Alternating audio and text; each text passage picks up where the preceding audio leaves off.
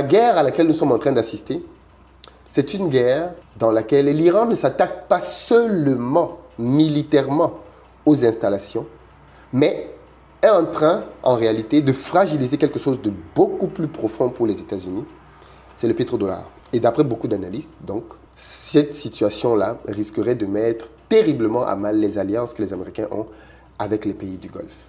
Parce que c'est dans le cadre de ces alliances aussi que ces pays du Golfe ont acheté les équipements militaires américains, qui, rappelons-le, ont une absurdité incroyable. Je ne sais même pas si vous le savez.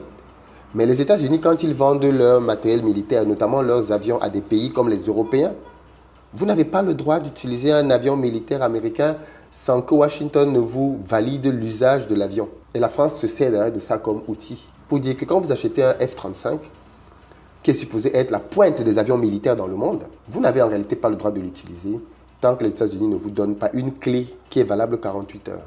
Une clé numérique. Ça veut dire que vous avez un avion, mais en fait, celui qui le commande réellement est aux États-Unis. Où est donc votre souveraineté là-dedans? Où est votre souveraineté?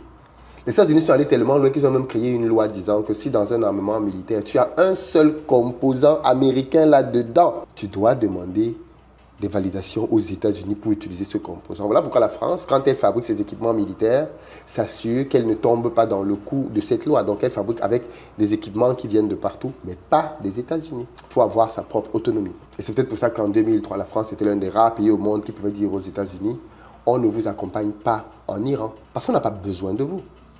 Mais l'Angleterre, qui a les F-35, l'Allemagne, tous ceux-là qui ont du matériel américain, ils sont liés. Mais bon, bref, ça, je ferai peut-être une vidéo pour parler de la pseudo-amitié américaine, parce que les Américains n'ont pas d'amis en réalité.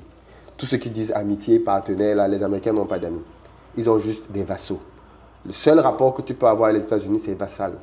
Il n'y a pas d'amitié. Si tu n'es pas un vassal, tu es un ennemi. Aussi simple que ça. Bref, donc je voulais que vous compreniez un peu le système du pétrodollar. Voilà donc comment le monde fonctionne. Et vous comprenez donc pourquoi est-ce qu'on a le même problème de change dans nos pays africains. Puisque nos pays africains achètent des choses à l'étranger, puisqu'on fabrique très peu. Et c'est pour ça d'ailleurs que ça pose problème. Et peut-être que je referai une vidéo sur le franc CFA pour que vous compreniez à la lumière de cette information une meilleure lecture du franc CFA qui est dépassionné.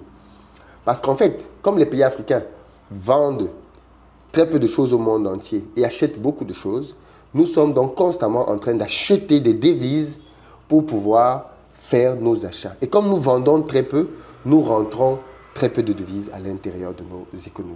Bref, la guerre en Iran est en train de fragiliser des choses beaucoup plus profondes que simplement des échanges de tirs. Et c'est ce que je voulais te partager dans cette vidéo. Que penses-tu de cela? Est-ce que tu penses que l'Iran va parvenir à déstabiliser le système pétrodollar ou alors que les Américains vont se ressaisir bien avant? Hâte de te lire dans les commentaires.